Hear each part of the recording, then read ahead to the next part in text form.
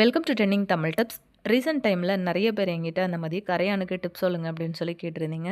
கரையான் வந்து பார்த்திங்க அப்படின்னா, நம்ம ஒரு தடவை நம்ம வீட்டுக்குள்ளே வந்துருச்சு அப்படின்னா, அதை வந்து சுத்தமாக கரையான் வந்து இல்லாமல் அதை வந்து ஒழிச்சு கட்டணும் அப்படின்னா நமக்கு ரொம்பவே சிரமமாக இருக்கும். அதே மாதிரி இந்த ஈரமான செவரு, ஈரம் இருக்கிற அதிகமான இடங்களில் வந்து இந்த கரையான் வந்து வர ஆரம்பிச்சிரும். அதே மாதிரி நம்ம வீடுகளில் நம்ம யூஸ் பண்ணுற அந்த மர சாமான்கள் எல்லாத்துலேயுமே வந்து கரையான் அரிப்பு அதிகமாக இருக்கும். அது ஒரு தடவை வந்து ஏறி அரிக்க ஆரம்பிச்சிருச்சு அப்படின்னா, அந்த பொருளையே வந்து சுத்தமாக இருக்கிற இடமே தெரியாமல் அழிக்கக்கூடிய அளவுக்கு அதுக்கு அவ்வளோ சக்தி இருக்குது. ஸோ இந்த கரையானை வந்து பார்த்திங்க அப்படின்னா, நம்ம என்ன மாதிரியெல்லாம் டிப்ஸ் வந்து யூஸ் பண்ணி நம்ம வீட்டில் வந்து இருக்கிற கரையானை ஒன்றும் இல்லாமல் பண்ணலாம் அப்படிங்கிறத இந்த வீடியோவில் ஷேர் பண்ணியிருக்கேன். ஸ்கிப் பண்ணாமல் பாருங்கள்.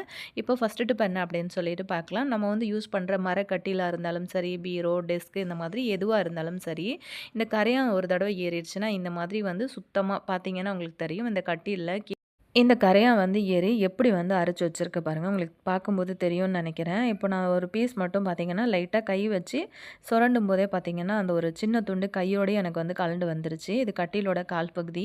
அதே மாதிரி பார்த்திங்கன்னா உள்ளுக்குள்ளே ஒரு மாதிரி அப்படியே பொடி பொடியாக இருந்தது. அதாவது இந்த மரப்பொருளை வந்து அரைச்சி விட்டுட்டா அப்படியே தூள் மாதிரி இருக்கும் பார்த்திங்களா, அந்த மாதிரி அப்படியே பவுடராக இருந்துச்சு.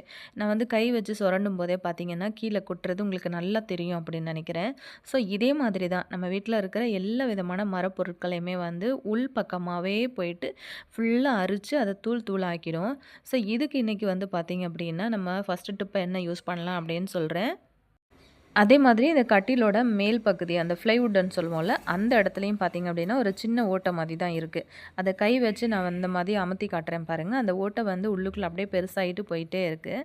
அந்த கை வைக்கிற இடம்லாம் அப்படியே பட்டு பட்டுன்னு அந்த ஒரு மாதிரி உள்ளுக்குள்ளே நொறுங்கி போகிற சவுண்டுமே வந்து எனக்கு வந்துச்சு. ஒரு கத்தி வச்சு சுரண்டி பார்த்தா உள்ளுக்குள்ளே பாருங்கள் அப்படியே பவுடர் அப்படியே பறக்கிற அளவுக்கு ஃபுல்லாகவே வந்து அரிச்சு வச்சுருக்கு. ஸோ இந்த மாதிரியான இந்த கரையான்களை நம்ம வீட்டுக்குள்ளேயே விட்டு வச்சுருந்தோன்னா நம்ம காஸ்ட்லியான பொருட்கள் கூட வந்து வாங்கி வச்சு நம்மளால் யூஸ் பண்ணவே முடியாது. ஸோ கண்டிப்பாக அதுக்கான இன்றைக்கி ஒரு சொல்யூஷன் தான் பார்க்க போகிறோம். வீடியோ வந்து ஸ்கிப் பண்ணாமல் பார்த்துட்டே இருங்க. அப்படியே அந்த வீடியோவை உங்கள் ஃப்ரெண்ட்ஸ் அண்ட் ஃபேமிலி மெம்பர்ஸ் கூடயும் வந்து ஷேர் பண்ணிக்கோங்க. இப்போ வாங்க நம்ம டிப்ஸ்குள்ளே போகலாம்.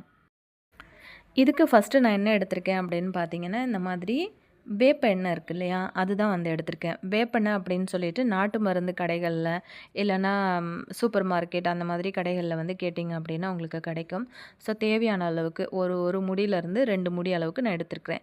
உங்களோட தேவைக்கு தகுந்த மாதிரி எண்ணெயை வந்து கொஞ்சம் அதிகமாக கூட எடுத்துக்கோங்க. நிறைய இடங்களில் டேமேஜ் இருக்குது அப்படின்னா நிறைய எடுத்துக்கோங்க. இப்போ அது வந்து ஒரு கொட்டாங்குச்சியில் கொஞ்சமாக சேர்த்துக்கிட்டேன்.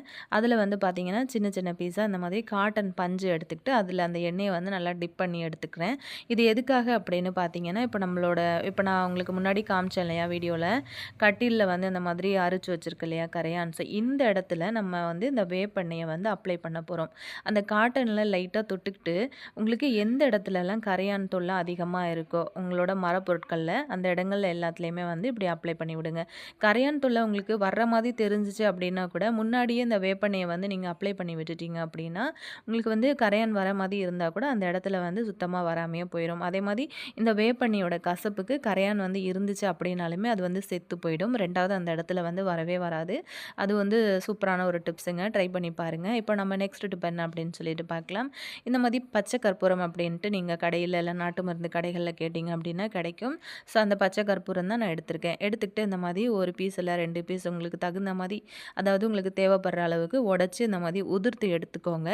அது ஒரு சின்ன பவுலில் வந்து நான் மாற்றிருக்கேன். இப்போ இதில் வந்து பார்த்திங்க அப்படின்னா தேங்காய் எண்ணெய் இருக்கு இல்லையா, தேங்காய் எண்ணெய் வந்து கொஞ்சமாக சேர்த்துக்கலாம். அந்த தேங்காய் எண்ணெயும் அந்த கற்பூரமும் பார்த்திங்க அப்படின்னா நல்லா அந்த 2மே நல்லா ஒன்றோட ஒன்று மிக்ஸ் ஆகி உங்களுக்கு நல்ல ஒரு லிக்விட் மாதிரி கிடைக்கும். இப்போ இதை நம்ம என்ன பண்ண போகிறோம் அப்படின்னு பார்த்தீங்கன்னா, இந்த மாதிரி ஒரு ப்ரஷ் வந்து எடுத்துக்கோங்க. ப்ரஷ்ஷில் லைட்டாக வந்து தொட்டுக்கோங்க. இப்படி தொட்டுக்கிட்டதுக்கப்புறமா உங்களுக்கு வந்து கரையான் தொல்லைகள் வந்து எங்கே அதிகமாக இருக்குது, இப்போ செவுத்து பக்கங்களில் வந்து பார்த்திங்கன்னா ஈரம், இப்போ மழை பெஞ்சிருச்சு அப்படின்னா தண்ணி ஊறுது அப்படின்னும் போது ஈரமாக இருக்கும் இல்லையா செவரு, அந்த இடங்கள்லாம் அப்படியே கோடு போட்ட மாதிரி அப்படியே நூல் பிடிச்ச மாதிரி கரையான் வந்து அப்படியே புத்து கட்டி அப்படியே வளர்ந்து போயிட்டே இருக்கும் இல்லையா, அந்த இடங்களில் அதுக்கப்புறம் கதவு, ஜன்னல், அதாவது மரத்தால் ஆன எல்லா பொருட்கள்லையுமே வந்து இந்த மாதிரி அந்த ஆயிலை வந்து ப்ரஷ்ஷில் தொட்டு தொட்டு நீங்கள் வந்து தேய்ச்சி விடுங்க. அதே மாரி குழந்தைங்க படிக்கிற டேபிள்லாம் நம்ம போட்டிருப்போம் இல்லையா? அந்த டேபிளோட அடிப்பக்கங்கள்ல எல்லாம் பார்த்தீங்கன்னா, இப்போ நிலம் வந்து நமக்கு சில்லுன்னு அதாவது தரை வந்து சில்லுன்னு இருக்கும்போது, இப்போ கரையான் தொல்லை இருந்தது அப்படின்னா, உங்களுக்கு வந்து இந்த டெஸ்க் மூலமாலாம் அப்படியே பரவ ஆரம்பிச்சுரும். ஸோ அந்த மாதிரி வந்து டெஸ்க் எல்லாத்துலேயுமே இந்த மாதிரி ஆயில வந்து அப்ளை பண்ணி கொடுங்க. அதே மாதிரி அந்த கட்டிலோட அடிப்பகுதி, அந்த கால் பகுதி எல்லா இடங்கள்லையுமே வந்து இந்த ஆயில வந்து நீங்க லைட்டா தொட்டு தொட்டு அப்ளை பண்ணி விடுங்க. இந்த மாதிரி செஞ்சீங்க அப்படின்னாலுமே உங்களுக்கு வந்து கரையான் தொல்லைகள் வந்து படிப்படியா குறைய ஆரம்பிச்சிரும். ஒரு இடத்துல இருக்குது அப்படின்னு நினச்சு நீங்க இந்த மாதிரி செஞ்சுட்டீங்க அப்படின்னா, 2வது அந்த இடத்துல இல்லாமயே போயிடுங்க. சுத்தமா இந்த ஆயிலோட வாசனைக்கு அந்த கரையான் வந்து ஃபுல்லாவே செத்து போயிரும்.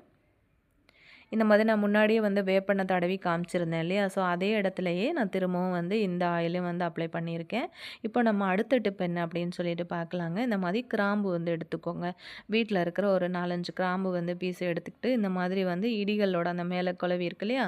அந்த கல்லு வந்து யூஸ் பண்ணி நல்லா அத வந்து இடிச்சு பொடியாக்கி எடுத்துக்கலாம். இதுக்கு வந்து பார்த்தீங்கன்னா, கிராம்பு ஆயில் வந்து உங்களுக்கு கடைகள்ல கிடைக்கும். நாட்டு மருந்து கடைகள்ல அதிகமா கிடைக்கும். ஸோ கிடைச்சது அப்படின்னா வாங்கிக்கோங்க.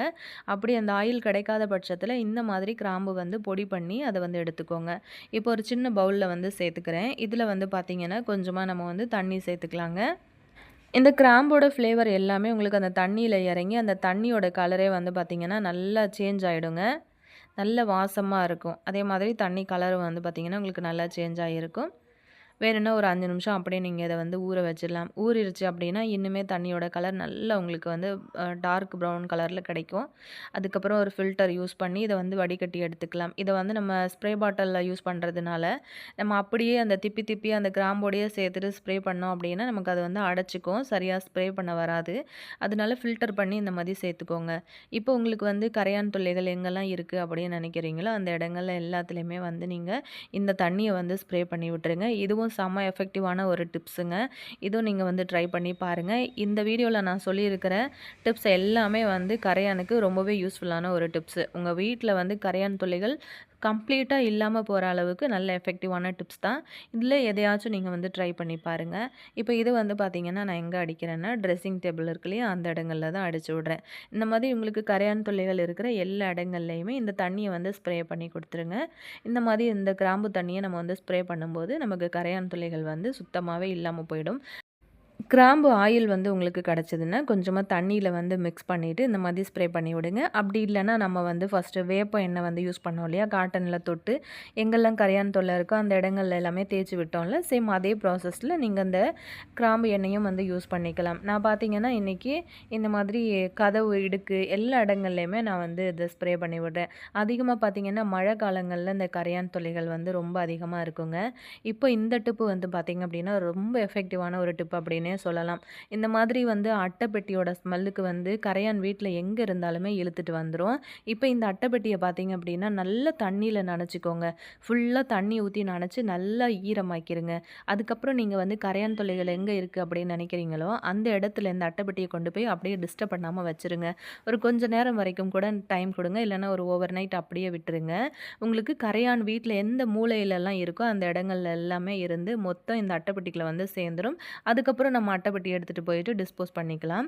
இப்போ அடுத்த டிப்பு பார்த்தீங்க அப்படின்னா, இந்த மாதிரி வேப்பல வந்து நல்ல சருகு மாரி காஞ்ச வேப்பல வந்து எடுத்துக்கோங்க.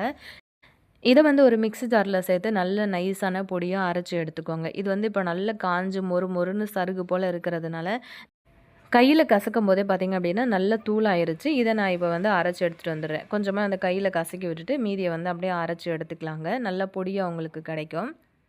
இந்த மாதிரி உங்ககிட்ட கிடைக்கல அப்படின்னா, வேப்பில பொடி இருந்துச்சு அப்படின்னாலும் தாராளமா யூஸ் பண்ணிக்கலாம். பார்த்தீங்க அப்படின்னா, ஓரளவுக்கு நல்ல பொடி பண்ணி எடுத்துக்கிட்டேன். இப்ப இந்த பொடிய அப்படியே எடுத்துட்டு போயிட்டு, உங்களுக்கு வந்து வீட்ல கரையான் துளைகள் இருக்கிற எல்லா இடத்துலயுமே வந்து போட்டு விட்டுருங்க.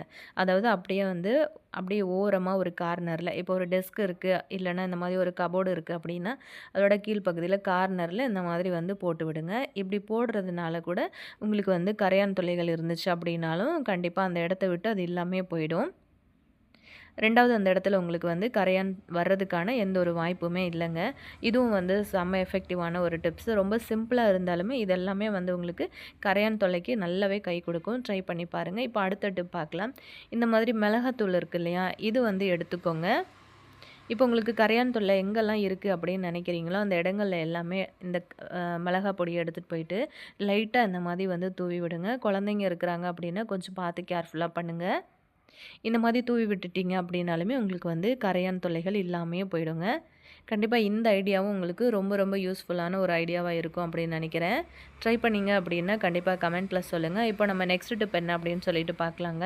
இந்த மாதிரி கொஞ்சமாக வினிகர் வந்து எடுத்திருக்கேன். இப்போ இந்த வினிகரில் பார்த்தீங்க அப்படின்னா ஒரு பாதி அளவுக்கு எலுமிச்சம்பழத்தை வந்து இந்த மாதிரி சாறு பிழிஞ்சு சேர்த்துக்கோங்க.